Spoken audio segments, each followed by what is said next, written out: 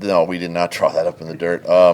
I spoke with Peter after the game and over the phone, and maybe that's the way it came across. No, Phil actually had that play. It was in a short yardage situation for us during the game. We obviously didn't need it till at the end, but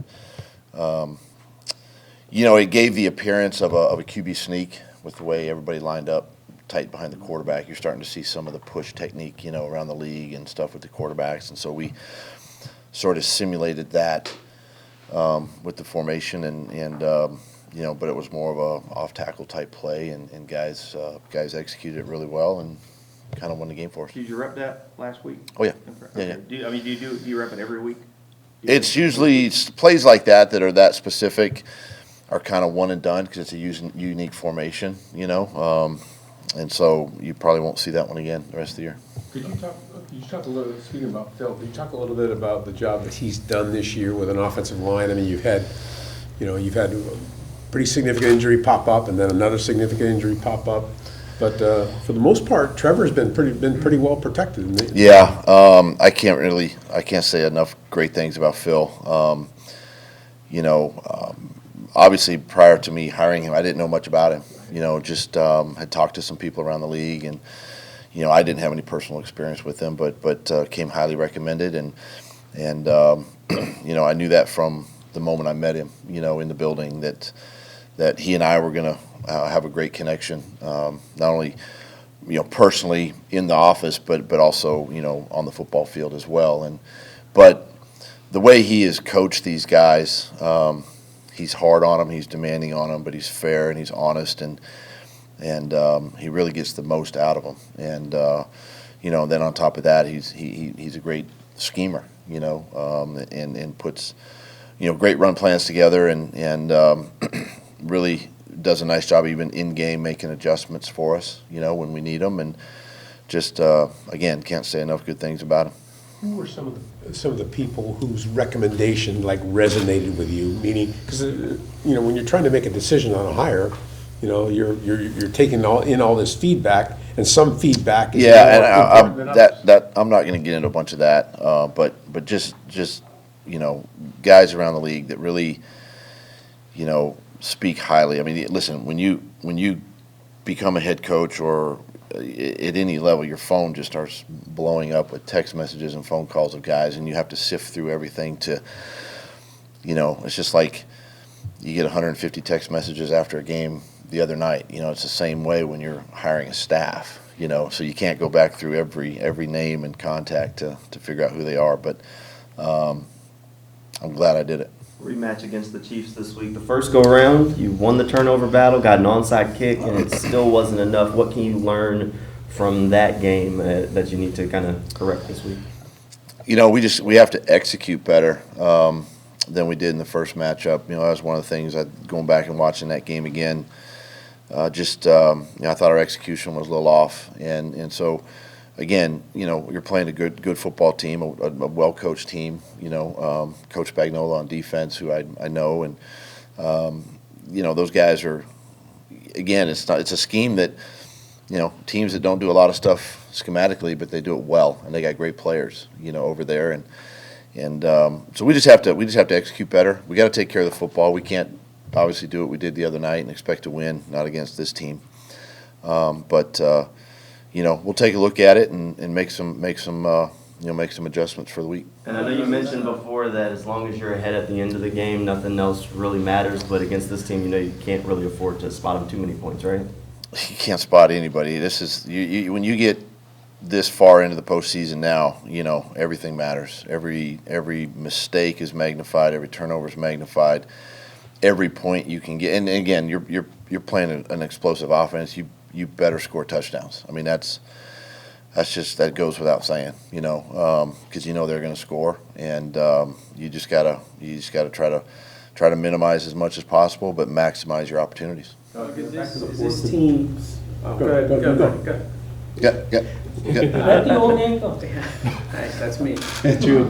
Is this team's personality at this point that they got to do it the hard way? Like, you can't do it you know what I mean? It seems that way. But I'll take it as long as we keep winning. That's the thing. And listen, sometimes we make it hard because we make it hard on ourselves, and those are the things we're trying to kind of work through and grow through, with this football team, and it's just a matter of taking care of our business, and we've got to hang on to the football, and Trevor knows that, and some of it's out of our control when the ball's tipped and things like that. I mean, those are out of your hands, but at the same time, we can't keep doing that. We can't put ourselves in these types of holes, not now, and really not ever, and expect to sustain winning, for the long haul. But you can at least, is it a positive in a little bit of a way, just when you're in that situation? Well, you with go, the "Well, positive, again, this way." the positive is just the fact that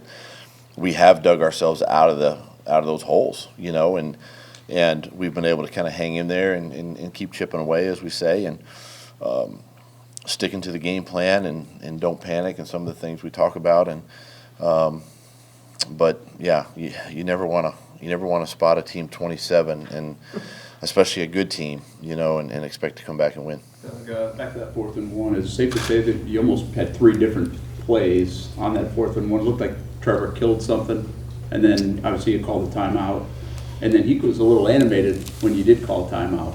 Well, Did you like what he was- the original play that we wanted, I wasn't necessarily thrilled with the look we got defensively, so that's why I used the timeout. I think we had 3 at the time, so I used the timeout there. And and he liked the play, so he wanted it to keep it on. I didn't, but that's fine. I mean, that's the back and forth. I get the final say, with things like that. But we talked about the next play, and of course we were all on board with it. And just again, great execution for the. What was the original play? Before the timeout, or is that something? I'm What not. if he checks out of it after the timeout? He wouldn't have. There's nothing to check to. What are you going to check to? On the play we ran, Yes. we were in a T formation. What are I know. you going to check to? We're not, Hand it to Manhurst. we're not a wing T or Was that play designed specifically for that team to get to take advantage of a I mean, smallish corner who has trouble? it's not designed to necessarily get to the corner. It's designed against that type of defensive structure, right? The front structure. It happened to bounce to the corner. That was TJ's gift, right? That was his opportunity to bounce it to the edge, and so he did. Not necessarily designed to get all the way out there, but it just so happened that it worked because, they crowded the box, they pinched, they thought we, looking at it, they thought maybe QB sneak or some sort of dive, play right there, and it just so happened to go around the edge. So it's kind of a one and done, built for that particular structure. What have these Sundays been like for you? You looked exhausted on Saturday night. Is it a chance to kind of gather yourself with all the emotion of these last couple of weeks? It's talking with press yesterday. We just don't have time to enjoy wins. You're playing 8:15 and you're getting done at 11:30, and you're right back in the office the next day, and you're deciding who you're going to play. And so there's, but listen, I'd rather be doing this, and coaching our football team this time of year. But it's part of it. We go through it. All the teams now that are continuing on, coaching staffs are going through it. It's why you like having a bye, if you get a chance to be one of the 2 teams in the league that get byes, and the rest of us are grinding away. How important was it for just every little thing to go you guys' way in that comeback? Just the penalties, the 2-point conversion, just every little thing just kind of went y'all's way, I guess. As much as I'd like to say it went our way, I like to flip it the other way and say we executed better in the second half. And our guys, again, there's no panic, there was no pointing fingers. We just kept chipping away at what we needed to do. Really, I mean, you look up at halftime, you got 30 minutes of ball left. You're either going to win or you're going to lose. You're going to keep playing or you're going to go home. What else are you going to do? And our guys just, did a nice job of hanging in there, hanging together. Things we talked about at halftime, if we could just get some stops defensively, and offense knew, hey, listen, we're going to have to score every time we touch the ball. I mean, Not a whole lot, because we've been in that situation before. And, well, I will say that, being 27 down, you're scratching your head. You're going, okay, can we do this? And there was a lot of belief at halftime, obviously, that we could. The guys felt it, and, it just showed me again how close this group is, how tight this group is, and really, no matter what adversity or the challenges that face us, we're willing to take them on, to tackle them, and and overcome them. How many of those? Go ahead. Dewey's told us multiple times this year he thinks it's easier to play from behind in the NFL. Do you? It's not. It's not. No, you definitely want to play with a lead. And I think, and I get what he's saying. Sometimes you get down, and so maybe now your attention, your focus, everything is heightened, right? I mean, as coaches, we say all the time we need to start fast and finish faster, and I would much rather coach with a lead than being 27 down. But again, listen, it's just one play at a time, right? I mean, that's the mentality, and ball has to go your way just a little bit, in moments like that, and we were fortunate they did. You said Saturday was going to be a benchmark game for Walker Little. What did you end up seeing out of him? I thought he played really well. I mean, he seems to improve each week, really kind of solidifying him. It's not a perfect, not 100%, but I think overall, he's getting more comfortable. The more he plays, the better he gets, and those are two, really three, if you throw Van Noy in that mix, and really 2 to 3 good edge rushers that they have. He did a nice job. What does it say about the tackles, considering, 27-0, Bosa and Mack, that seems like a situation a pass rusher kind of dreams about. It did. I don't know if Bosa was necessarily 100% because he was in and out a little bit from time to time, and so they kept rotating their guys in there, and Mack was bouncing back and forth. But listen, he did a nice job, whoever was over there, and we knew in the second half we got in a situation where we were going to have to throw the ball a little bit more, and he did a nice job, keeping and helping keep Trevor clean. I got 3. I know. Should Bosa have been ejected? Oh, I don't know about that. He had 2 No. unsportsmanlike. That doesn't No. mean an ejection? No, no. The rule states it has to be either at an opponent or an official, not necessarily just what he did at that time. So no, it was okay. How many of your 150 text messages are family members or friends complaining that you're putting them through? There was a few. Yeah, there was a few. Yeah, there was a few. Okay. A lot. And then, do you have any idea, you go back early in the season, you were building these big leads and you couldn't hold them. I think Washington, Philly, Indy, maybe Denver. You have any idea why that flipped? Can you put your finger on it other than the turnovers of why? I just think at some point your team kind of gets to a spot where it's just like, enough's enough. We've got to do this better. We've got to handle our business better. We've got to block and tackle. We've got to do simple better, right? And